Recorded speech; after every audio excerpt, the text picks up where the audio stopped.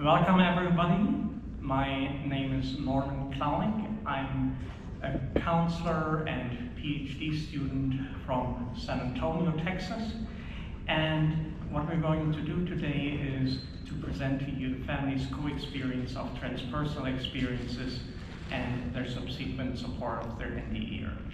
Now, you might wonder how we got to that subject. Why are we even here? At the last IANDS conference, I listened to the distressing near-death experiences panel. After the panel, I just hung around for a little bit, and I ended up talking not only to Bree, who's here on the panel today, but I also noticed that there was her mother and her sister. We started talking as well. And the more I talked with them, I noticed, well, we have much more here than just individual stories, but there's really a family story to be told. And over the last few months, we have met and talked about that and prepared that for you. That's what we're bringing to you today. Not present is the father and husband, Ed, but I've also interviewed him, and he helped really with the preparations, and I'm sure he's with us in spirit today. And the way we'll go about the panel will be, I'll introduce you to the agenda, and in the agenda, after this short introduction, we'll talk about the experience in general, the timeline of events. We will have a question and answer period towards the end. However, we will finish the session with a 5-minute wrap-up, so we will not go on forever, but have a very limited time for question and answers. Please, I already say it and I might repeat it later on, please be so kind as to focus on true questions only. After the panel, Bree, Tara, Jill, they will be available in the bookstore for any comments you might have or personal sharing you may want to do. So don't worry, if you would like more conversation, they're open to that. Now, one of the things I have to mention before even further introduce them is I landed early here in Phoenix on Tuesday morning. As soon as I landed and opened my phone, I noticed a Facebook message from Bree. And it said, well, I just had to have emergency surgery. And that was a scare. Really, that girl scared me. But she bounces back, she's true in the ear, she bounces back from whatever life throws at her. And I'm completely amazed that she is even here today. This is already her second event that she's participating in, aside from interviews and other things that she's doing. I don't know how, but I'm sure she'll tell us a little bit later. So we have here mother of the family, Jill, the sister, Tara, and Bree. And I will, at this point in time, hand it over to Jill to tell us a little bit about the family's history, how it got to all of that. Hi, I'm Mom Jill to these two amazing girls, Bree and Tara. And I'd like to thank Norman for spearheading this panel, and I'd also like to thank you for being here. I won the jackpot when I picked my parents before birth.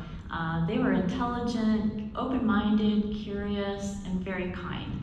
And this led me to be a very curious and open-minded person too, which has really served me well with this crazy journey we've been on, because I could never have dreamed what would transpire in my lifetime.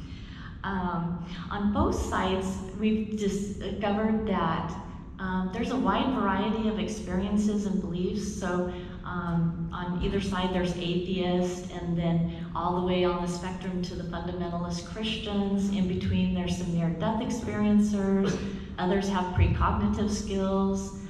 So kind of just a hodgepodge of beliefs and socioeconomic and political factors.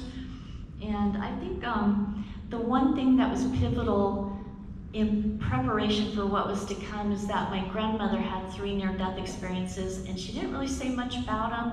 She just kind of would say a little bit, but I was aware of them. And over time, my mom started her spiritual awakening and started really delving down into this near-death experiences and past lives, which prepared me for in my 20s, I started having out-of-body experiences, and I thought I was going crazy. I was following myself around at school, I was teaching classes and observing myself teaching, and I was just like, I don't know what's going on. And then my husband, I had never heard this until Norman interviewed him, but he admitted to seeing shadow people as a child. And he just thought he was imaginative and had discounted it all these years. And in his 20s, he had an angelic encounter that saved him from a really nasty car crash he was gonna actually plow into some friends ahead of him, and he had fallen asleep, but this angel jerked him back. So he had his own experiences, but he kind of kept that on the down low. He's an engineer, so he doesn't want you to know that there's woo-woo out there. So I think the theme of the early years is preparation. So I grew up with what I thought was a fairly normal childhood, and I say normal because that's what everyone around me looked like. You know, we were all about the same socioeconomic, we were all the same color for the most part, and we looked like the family on TVs. We had dinners together, we did a lot together, we went to church together, and we were really close. We went on vacations together and just were a really tight-knit family.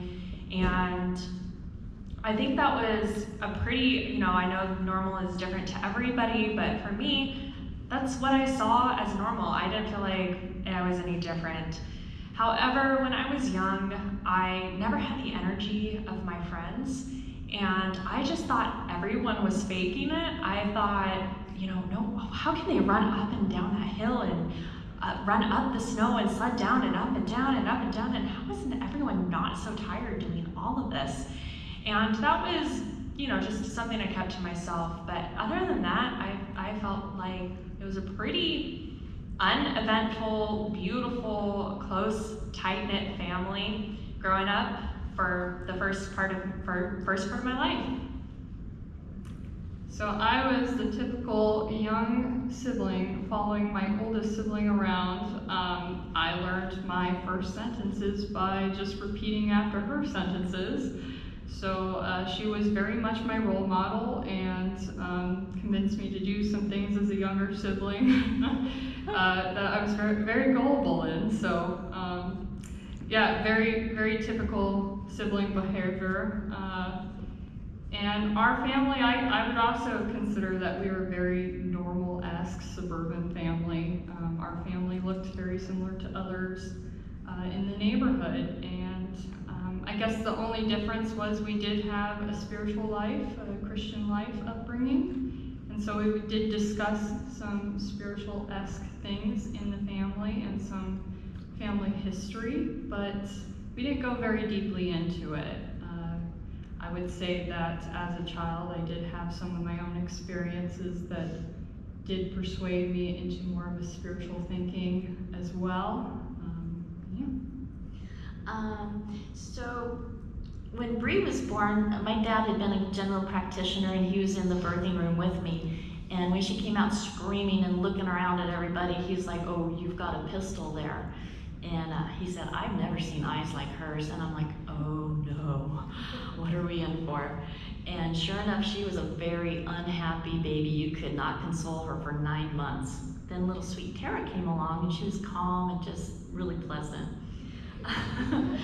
We ended up moving to Texas shortly after, and we experienced a real deep emotional trauma that left me in grief, and I was very despondent over it all. It just came from left field, and I'd never been exposed to anything like it. And so over time, I got more despondent, and one night I was in prayer, and I found myself on the threshold of a doorway that was looking out into a very black, velvety, comforting void.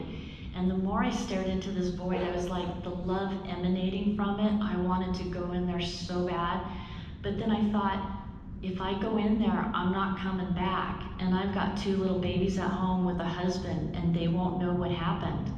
And it'll devastate them. So at about the same time, I felt a tug at my shoulder, and I was pulled back by whom I believe was Jesus at the time. Eventually, we ended up moving to Kansas City, Missouri, and life was really good there. We had a neighborhood of different families that all had girls between the ages of Tara and Bree. There was 12 girls, and they just played all the time, so life was just fantastic. Because of the emotional trauma, Ed decided to go and delve really down into organized religion, and he was spiritually led to a church. But at the same time, I was being more spiritually led and rejecting organized religion, but I did go to support him, and we took our girls. Also at the same time, I ended up with a book falling down at my feet, and it was about feng shui, and it resonated with me, the concepts of energy. So I eventually became a feng shui practitioner, and it kind of got us excommunicated from the church because I was playing with the occult. So I would call this period in our lives changing perspectives. Jill, would you perhaps, first of all, everybody, you by now have probably realized each and every one of them has their own story and could do their own books, their own talks, but today you're focusing specifically on all the family aspects. And in that sense, I've brought up the slide already about how your early family relationships were. How would you, going into this adventure, just in a few words, describe your relationships? I think early on we were a really tight-knit family with little babies, and a husband trying to climb the corporate ladder, and I'm just a home mom taking care of the kiddos, taking them to dance classes and soccer practice, and we're not having really any weird experiences, and so we're kind of, you know, just going down the road and not really having deep talks about anything, you know, just life. How close were you? We were very close. My husband and I were super close, and then the girls, everything was really tight early on. So. Okay, thanks. So how did it then continue as you moved into that interesting house? Bree, do you want to continue there? I would love to. So that move, we moved away from Kansas City, Missouri with all of our friends. My friends had sisters that were my sister's age, and they were all friends. And like my mom said, it was a big party, like all the time. It was amazing. There was never a lack of someone to play with, someone to do something with, go hang out at the neighbor's house. It was amazing. And we moved from Kansas City, Missouri to a small town in Colorado, and everything really changed. One, I lost my huge circle of friends on my street to one girl my age in the whole half of the town that I lived on, and she was so busy, and I lost all my friends.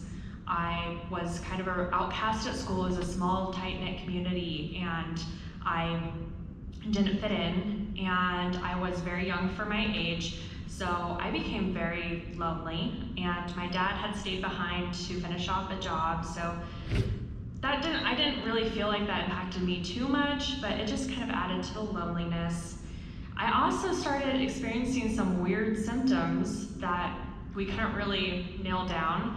I had some pains and some twitching and some stuff like that, and you know, I thought maybe it was just young hormones or growing pains, like I'd be tall like my dad.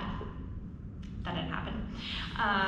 And then within a couple years, I started also experiencing paranormal activity. So I'm now lonely, and I'm getting depressed because I'm lonely, and I'm a young child, and I have these weird symptoms that are kind of painful, kind of weird. And then I start seeing paranormal stuff, ghost, entities, shadows, and there's this prominent one. The ghost didn't bug me, but the entity did. There was this one that brought a lot of fear with it, and it was the Hat Man. And he brought a lot of fear with him. And I saw him, my friends saw him, the people that I finally met at church that brought over, they saw him.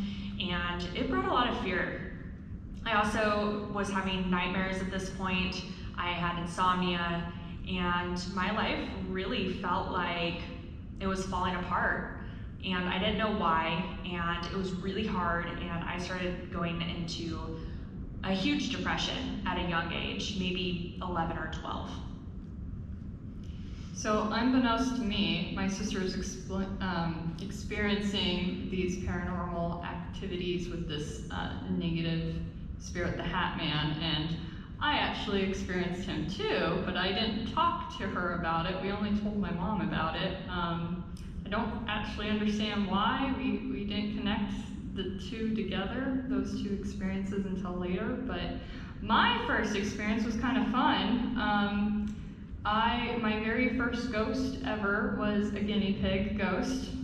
He wandered across in front of myself and my friend, who was very, very Christian, in the sense that she couldn't read Harry Potter books and stuff. And it wandered in front of both of us and went through the wall, and we turned on all the lights trying to figure out what the heck we just saw and couldn't find this ghost. So a lot of the time what I saw was benign at first, and then it kind of became almost a battleground between guardian spirits and evil spirits, mostly the Hat Man, but that oppression energy was definitely in the house and present. And I relied really heavily on my dad saying a prayer every night over me. He said, let the angels put a blanket of protection over me, and I would purposely go and find him every night religiously to say that prayer, because it truly was the way I survived that house. Dad and I slept with a Bible under my pillow. But while we lived there, as well as not really talking to Bree about what she was experiencing paranormal-wise, she also had almost two sides to herself. The darkness took hold of her that I just sensed. And so I got used to asking her, are you good, Bree, or are you evil, Bree? And depending on her answer, I would choose whether or not I was going to play with her. So it was weird because I loved my sister. She's totally still my role model. But at the same time, I feared a side of her that I would make myself scarce if that side of her was coming out. So we moved to a small town from Kansas City to Eaton, and almost immediately there was activity, and I was thrust into a realm that I had never experienced before, and it was beyond my understanding.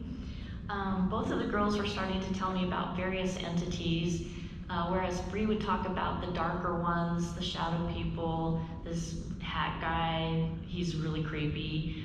And then Tara would always point out things like, do you see the layer man in the corner over there? And I'd be like, no. And then she'd be, do you see the chef in my closet? And I'd be, no. And but I had that curiosity and open-mindedness that I believe my girls, and I just need to get to the bottom of this. As the activity ramped up, and Bree was having more nightmares, and her medical symptoms, she was getting more anxious, she had insomnia, she was twitching. It was just getting kind of wild on that end of things. We weren't sharing anything with Ed because he was working really long hours, and I thought, I can deal with this, I'll get everything under control, everything's fine, I'll figure this out. So I went to our church and I talked to our pastor about these entities, and he kind of got freaked out and he went and talked to me. And so around the rest of the church, I thought, okay, this is a subject that's taboo, so I'm not gonna get any help here. So I went off to the metaphysical stores and the metaphysical meetups, and I started meeting very cool people that had all these techniques and experiences, and I thought, okay, we're not alone. But what I was telling some of them, it was still beyond their capabilities. So I was kind of in that realm of, am I crazy? But I was kind of thinking, no, I just gotta follow through and figure this thing out. So I was always staying just one step ahead of the next weird event. And eventually, we found our dream home out in the country, so we sold this house about 5 years later. And I would call this life turned upside down. So Jill, how was your communications in the family at that time before Tara talked to you? Yeah. How did you feel? So the girls are communicating really well with me, but they're telling me such strange things that I'm not experiencing, but I'm kind of like, I believe them, but I can't tell my husband. And I'm like, he is a fundamentalist Christian at this point, and I'm not going there with the ghosties and the other entities, and I'm just gonna take care of this. So on the surface, you know, everything looks good, and I'm talking to him about everything else, but I've got this secret. Okay, so how was it then in the new house, Bree? We do thankfully move out of that house. We later found out that a Ouija board was played with by a child there, and I strongly believe that they inadvertently opened a portal. So moving away from that house was such a relief for me. I stopped witnessing the paranormal activity. It stopped dead in its tracks, and I was really thankful for that, especially because my church said, no, it doesn't happen. However, my chronic illness, or it would end up being chronic illness, continued to get worse. My insomnia was also ramping up. My nightmares ramped up, all the symptoms ramped up. I was now in pain, and I was starting to get really confused. I still didn't have a lot of friends, and it really hurt. My dad started questioning my faith, and I would pray to this God I was taught to believe in, that if you believed in him and you're worthy, that you would be healed. He would heal you. And so, you know, I'd have these conversations with the God I was taught to believe. I wouldn't have conversations. It was very one-sided. I'd never heard anything back. And I asked, like, okay, will you heal me? You know, I did the praying. I was asking, and it didn't happen, and I'd get worse. Okay, at least can I have an answer? All the tests would come back negative. We started seeing doctors at this point. Okay, if I can't get an answer, then can you tell me what I did wrong? What am I doing wrong? And not only am I battling this internally, but my dad has come and, you know, he's judging my faith as well. He said, well, your heart must not be in it. And, you know, that on top of the paranormal experiences my church says I can't have if I am a believer, I was in this spiritual turmoil and getting sicker as a teenage female. And my life was going really down the chutes. Well, that was a very difficult time for you, Bree. So how did you feel supported at that point on the timeline? I felt very little support from my dad, especially on the spiritual side. I didn't really understand that he retreated into his work when it came to the chronic illness because he didn't know how to fix it, so he retreated, and I didn't understand that either. I felt kind of supported with my sister, but she also drove me nuts. I was an insomniac, and I couldn't sleep. I had nightmares. I didn't have any of her beautiful, spiritually transformative experience. She was, you know, she had these wild, fantastic, beautiful dreams, and she was seeing these light orbs and these elementals and just frolicking all the time and getting up at 5 a.m. singing right after I fell asleep. And I love her, but I wanted to strangle her. And as far as my mom goes, I did feel very supported. She supported me both on the chronic illness side as well as the paranormal side when I was younger, helping me understand that there was more to this world than just what the church said. But luckily, we got to set that aside for a little while, and we became really close on this chronic illness journey. You really do love me. So when we moved, we actually got together in a family meeting before we moved to this new house, and we all said, yes, let's get the heck out of here. I don't even think my dad knew everything at this moment, as mom's confirmed with her nod. But we were all totally ready to get out of this town and out of this house. When we got to the new house, it was a breath of fresh air. I loved it. I still was experiencing ghosts and other paranormal activity because it felt like it was like a train station place of spiritual activity, things coming and going, but I thought it was fun. Whenever I'd have these weird experiences, I'd still confide in my mom about them, and it was a point of support from my mother, letting me know that, hey, this isn't weird, this isn't crazy, people do experience these things, and she'd try to come up with a explanation on maybe what was going on, and I just really appreciated that dynamic. It did have a struggle point though. This is when I think the family started really struggling to meet eye to eye on different aspects. So for instance, my mom sank into her research trying to figure out what was going on with my sister and her health. And so she spent a lot of time there, and so sometimes I didn't feel like I should speak up for myself on things that I needed, just emotionally and even physically, because I'm like, well, Bree's going through worse. So it got sometimes strange with my mom, with our relationship, being able to interact and communicate. And with Bree, sometimes she was just so tired, or medications they were trying would knock her out so much that, you know, I'd have a Bree sighting, or I'd be more in a caregiver role at times and trying to like tickle her back to help her fall asleep. And then my dad and my mom, they kind of struggled between each other, and I noticed that being the child of the situation, and hoping that my family would figure out a way to understand each other better religiously, and how to go about, you know, helping my sister out health-wise. But I do have to say that my dad his stoicism is something I truly admire about him, and am so thankful to have had in my father all these years, because that stoicism was my stability emotionally when the family was just feeling like it was falling apart at times. Yeah, so how was this for you coming into the new house, Jill? Yeah, so the new house really was a breath of fresh air, and it had this calm ambience about it, and it was just beautiful. And so I thought, oh gosh, now things are just going to calm down.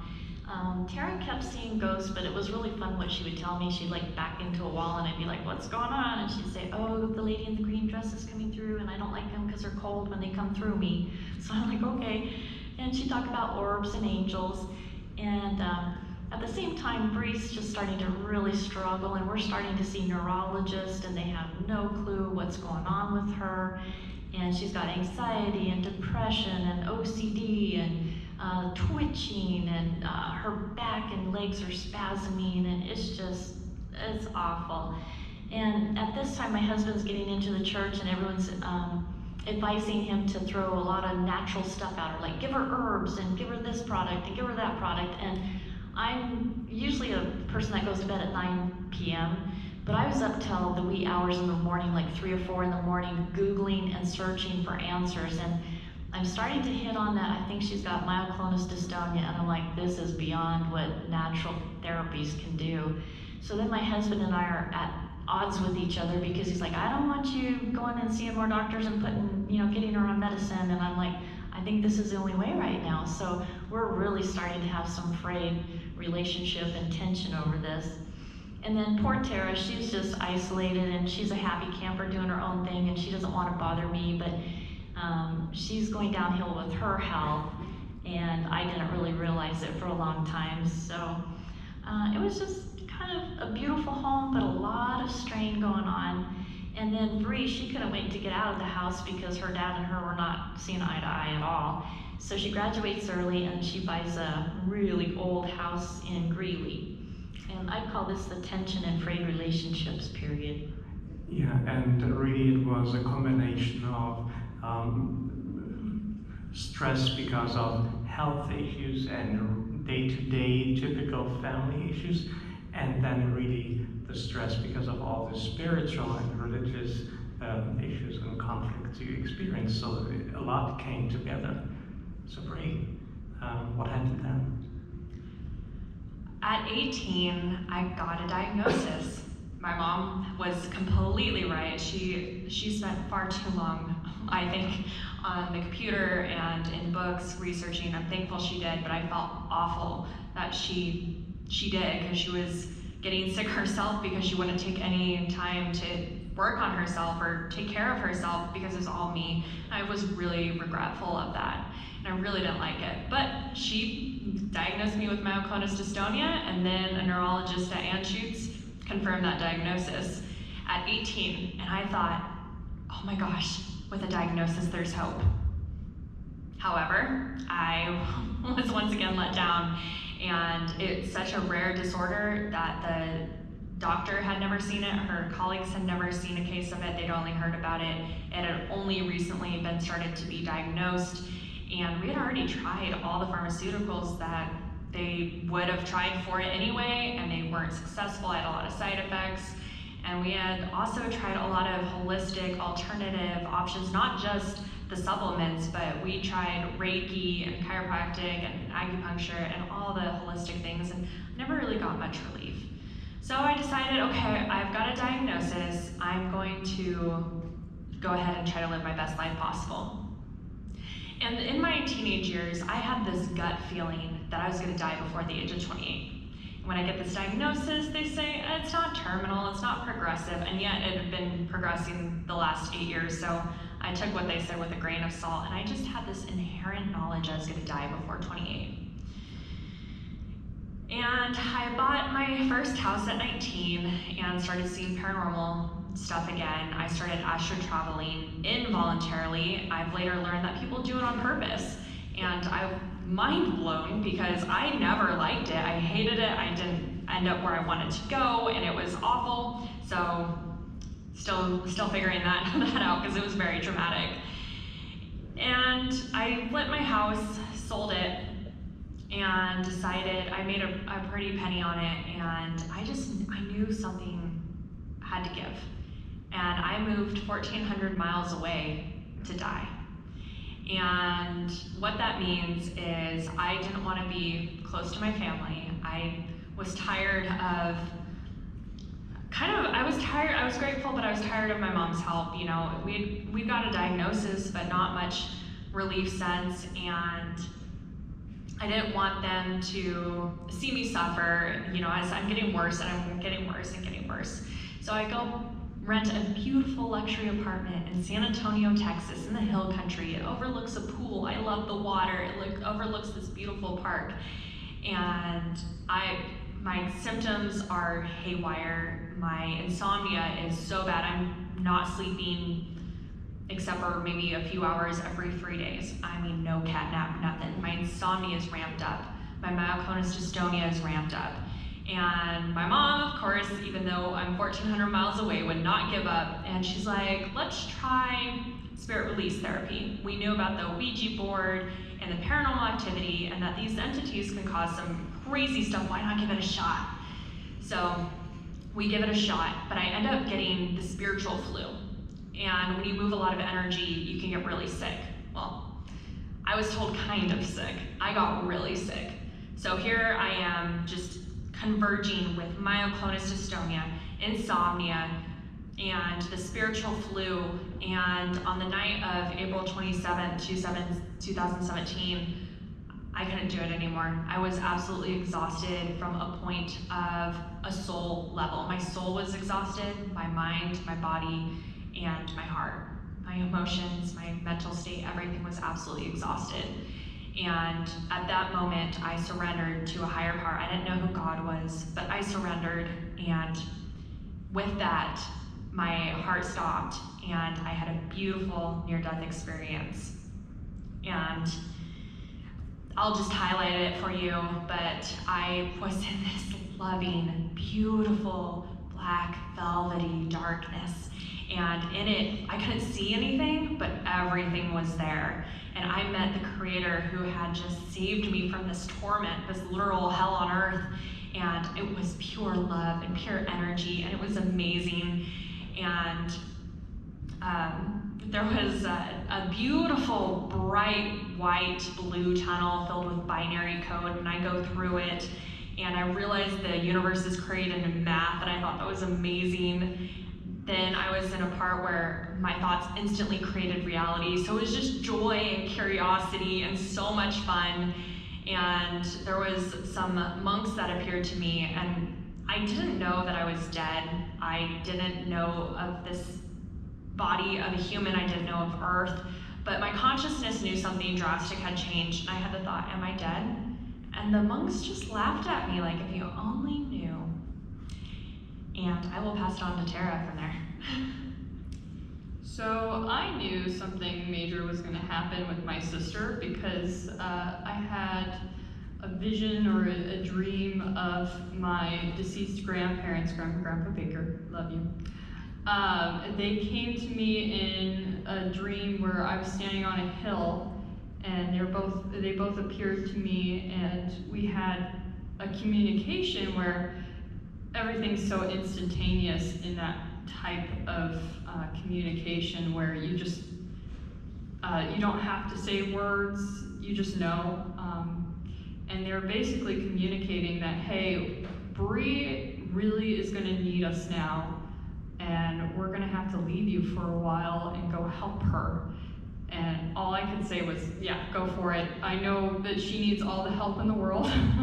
So please help her, and we will reconnect later. I wasn't concerned about that. And then in the dream they walked off, and I'm like, okay, I should be expecting something to happen to Bree. I didn't know what was going to happen, but I knew it was going to be a pretty life-changing event. Probably something not great in the now, but hopefully great in the later. So when my sister came under a demonic attack and died and had her NDE and then came back, it wasn't actually a shock to me. But I didn't quite know how to be the best support for her other than to say, yes, I completely believe that this happened to you. How do you need me to help you? I don't know how to help because I've not experienced that specific thing myself, but you know, I'm there for you. So, how was it for you, Jill? So Bree moves into this little tiny old home, and all of a sudden she is starting to tell me about these weird, crazy new experiences of involuntarily astral traveling, and I'm like, oh, really? Now I gotta learn about this. So, but what she's describing is she's splitting into multiple parts of her soul because she's trying to hide from these entities that are trying to get her. And I get a call at midnight one night, and she's frantic, and she said, I've been trying to call you. And I'm like, no, you haven't. She goes, yes, I have. And she goes, I finally got a hold of you. So I rushed up to her place to be with her. At the same time, she starts having horrific hallucinations, and one was so terrifying that she ripped the mirror off her bathroom wall and went 2 hours out east to bury it because she thought entities were coming through the mirror. So now I'm thinking, are we dealing with medication issues like side effects, or is it her actual disorder because it has physical and psychological features to it, or is it both? I don't know. She has a high anxiety attack, and that's part of her disorder, and her primary care sends us to the ER, and the ER doctor was the most rude person I have ever encountered, and he left her with a malicious label in her chart that destroyed her medical ability to see specialists because they were like, okay, she's crazy and we're not dealing with this. And so at that point, when we found out the label and our insurance had denied the visit, Bree's like, I'm selling my house and getting the hell out of here. I'm done. I have no hope. So I thought, I'm gonna let this girl go. And I knew she had told me a long time ago that she was gonna die before she's 28. And I thought, oh, please don't let that be. But she ran off to Texas and got a beautiful apartment. But things were not good there, and her dad and I were just worried sick. It was like sometimes we couldn't get a hold of her for days, and she didn't know anybody. So at one point I stumbled upon spirit attachments and what they can do to a person, and Shakuntala Modi, a psychiatrist, has written a beautiful book about it. And I delved into it and I thought, maybe that's what's going on is Bree's got these entities attached in her auric field that are just disturbing her neurological system, and we can release them, and this is gonna be great. So I get her on board with it, I hire a psychic, and she works remotely, but Bree, her health just goes off the charts, and she has a psychotic break, she's throwing up, she's ill. I tell the lady to quit, but we don't think she did. We think she kept working in the background. At this time, I'm thinking maybe my daughter's possessed. So I hire an international deliverance minister for April 27th, 2017. Just about that time, my husband comes upstairs. He has no clue. He just knows things are going wrong down in Texas. He just has that feeling. And he said, God just spoke to me. And I said, he did. And he goes, he's never spoken to me before. And I said, what did he say? And he said, Bree's under demonic attack. And I said, well, that's interesting, because about 2 weeks ago, I hired specialists, like a deliverance minister, to deliver her. So he bought airfare to get down there the next morning.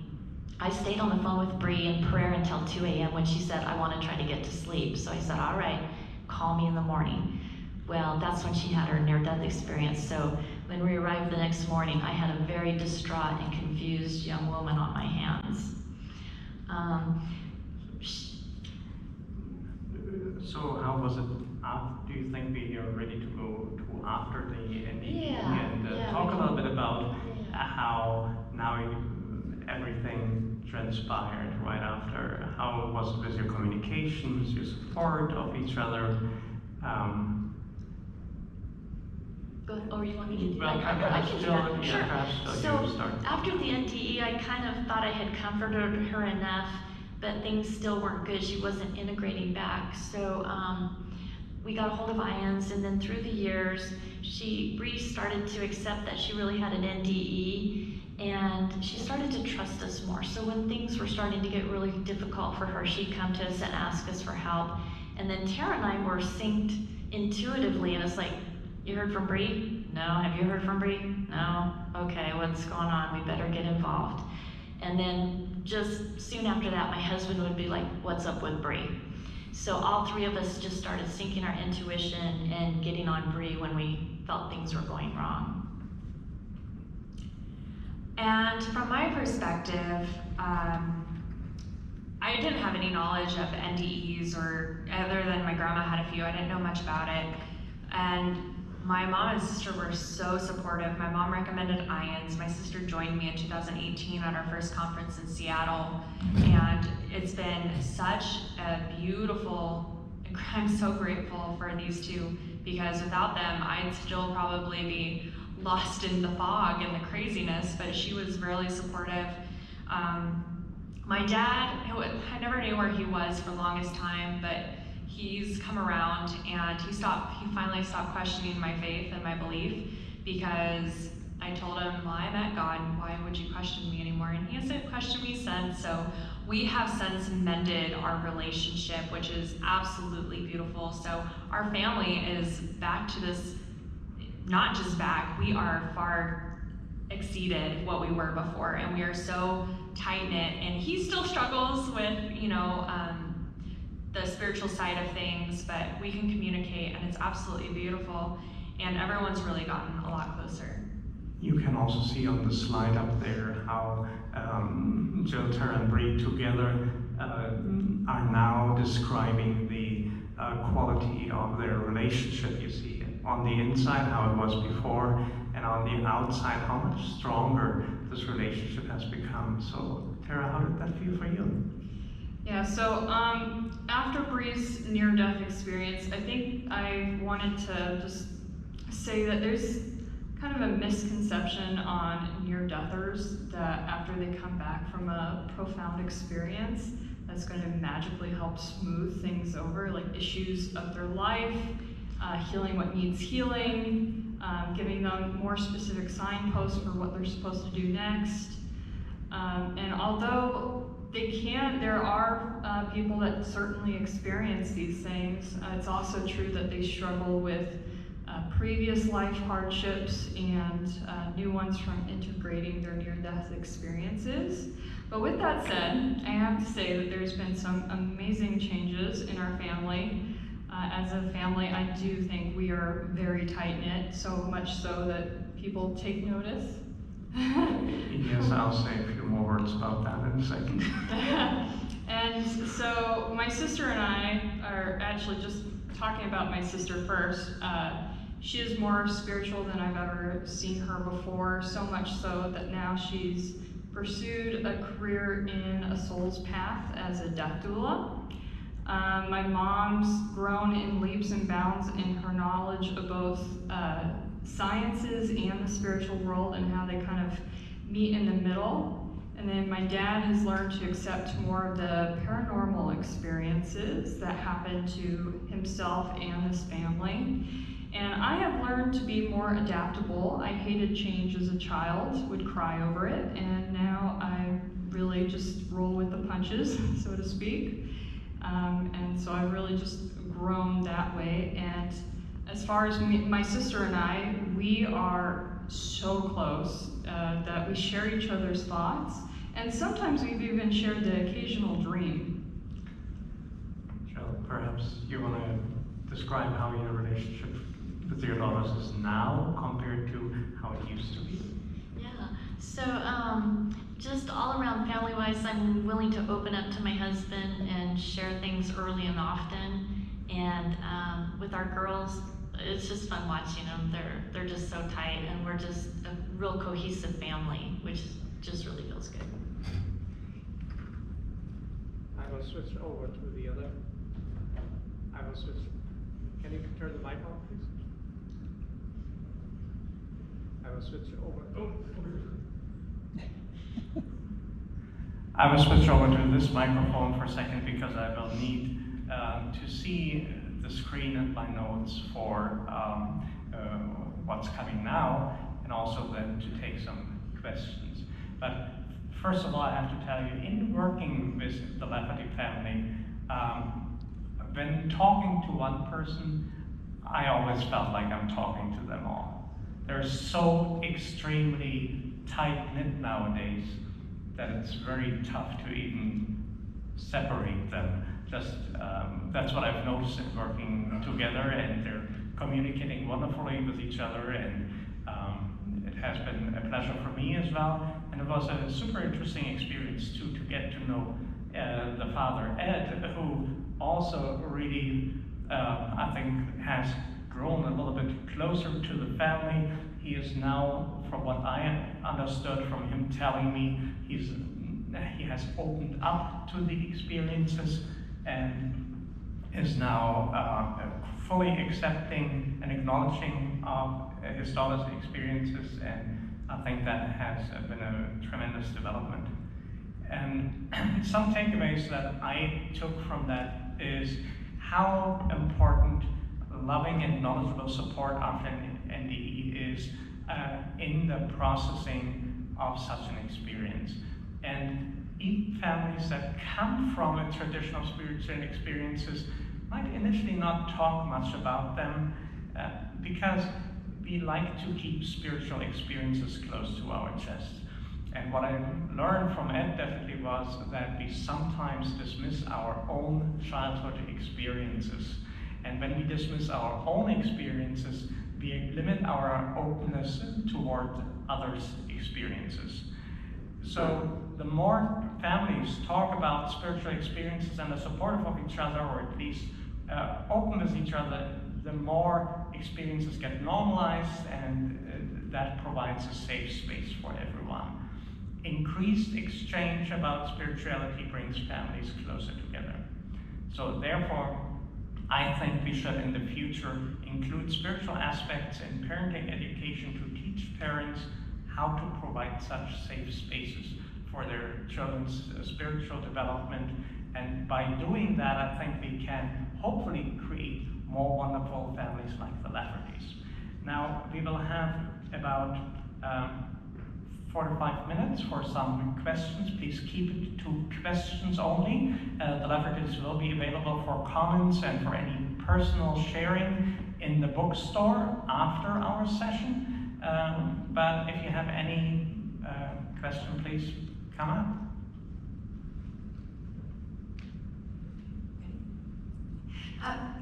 Thank you so much for this presentation. It was fascinating for me as a counselor. And as IANDS president, I'm really curious what role you saw IANDS playing in your process, if any important role. I would love to take that. I didn't know about this community, and my mom was integral about telling me about it. We met beautiful people. Specifically, I think Serena Baptista was one of the first people that really inspired and made me feel comfortable. Then my sister coming with me to a conference in Seattle and being, filled with love and acceptance. And now I'm so passionate about IANDS because without it, I'd still be very lost. And it is a home for me. It is a community, and you can find, I think, anything you need. There's so much information. There are so many activities. There's this beautiful conference where we get together, and I cannot say enough about how important it has been in my own growth and acceptance of this whole experience. Great. It's so funny, I actually met Tara and her sister last night. I didn't know that you guys were going to be here today. That's Oh, fun surprise, we show up anywhere. I know, we met in the pool, it was so funny. Anyway, so I might have missed this, but when you said that Brianna was coming to you, Jill, and Yes. then Tara was coming to you and telling you about their experiences, and I might have missed this, but did you ever talk about it all together, the three of you? Not really. It was like Bree would say, hey, I just saw Ghost playing a card game, like they were playing poker, 4 guys from the 1800s. And then Tara's coming to me later and saying, there's a layered guy in my corner. And I'm just absorbing the information. And I guess at this point I'm not asking them, are you guys sharing with each other? Or are you putting something over on me or what? I just kind of took it in and didn't realize they weren't talking either. I think that speaks very much for the need to educate parents on these dynamics as well. Because I wonder, if you guys had talked about it all together, if that would have changed, or maybe there was a reticence to protect one or the other from I think it goes back to what Norman says, is that we discount our experiences. We're all struggling with, is this really happening to me? And so they're not sharing a whole lot with other people. So Tara's keeping it just between me and her, Bree's keeping it between me and her, and then they're not sharing. And I think it's because of that aspect of, I might not be believed. So I'm not gonna spread it out there to a whole bunch of people. We can take 2 more short questions and short answers, and then we'll have to wrap it up. So the dystonia went away when you had this spiritual experience, or was it mostly physical, or what's going on? And the other was, I sometimes watch for things disconnected. You said you moved into a luxury apartment when you were 20 years old, and I didn't hear anything about a job. She sold her house and made $100,000 in equity. So yeah, she hit the jackpot with equity in Colorado. Her dystonia initially went away during her near-death experience, and afterward for about 2 years, and then it returned with a vengeance. And she received a deep brain stimulator in 2022 that was considered life-saving at that point. So she's got a neurostimulator. Yeah. I would love to talk more about that. It's a more in detailed story, but we can talk about that afterwards. Bree also has interesting books also about her personal experiences. We're focusing here just on the family aspect, but there will be in the bookstore. You answered my question right there. Oh. My question was, is there documentation, Yeah. books on this? This is a very, very unique aspect of near-death experiences, as STDs, etc. So right now there are already some books by Bree. As time allows, hopefully next year, I would love to also do a case study really on them with additional details. So I think there will be more forthcoming from any or all of us. And I think now we're at a point where we need to come to wrap it up. And what we've decided is to ask everyone who participated what a potentially fitting close, what a final statement they might want to make, and I'll hand it over to Bree first. Something very powerful to me is by Rumi. Wounds are where the light enters, and with all the wounds, I just feel like the more I have, the brighter I shine on the other end, and you can too. A personal favorite quote of mine comes from a book from Dean Koontz, Odd Thomas, and the quote is, "Life is boot camp for the soul." This quote has kept me sane throughout all of this, and I'm sure is going to keep me sane into the future. Truth is stranger than fiction, but it is because fiction is obliged to stick with possibilities. Truth isn't. Mark Twain. I have to say I love all those quotes, and as you can hear from Tara's boot camp quote, it's so fitting for Bree, especially that she was able to join us just a few days after having been in emergency surgery. I'm still completely amazed about her resilience. And I will read Ed's quote that he submitted to us for this. "Come to me, all you who are weary and burdened, and I will give you rest." And that's from Matthew 11:28. Now, I only really have a more general quote, but before I even read that, I would like to thank Bree, Tara, and Jill again for wonderful cooperation, and to look forward to continuing to stay in touch. And it's such a fascinating subject because I believe we're the first ones to tell the story of a whole spiritual family. A lot of times we hear these stories from individual and the ears being supported or not supported by someone else in the family, but a family co-experiencing all kinds of transformative spiritual experiences together, or partially in parallel, later on coming closer together through this experience.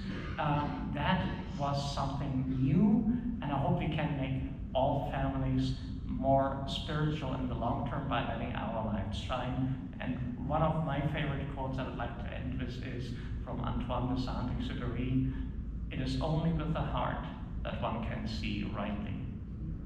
And I thank you all for attending, and thanks so much.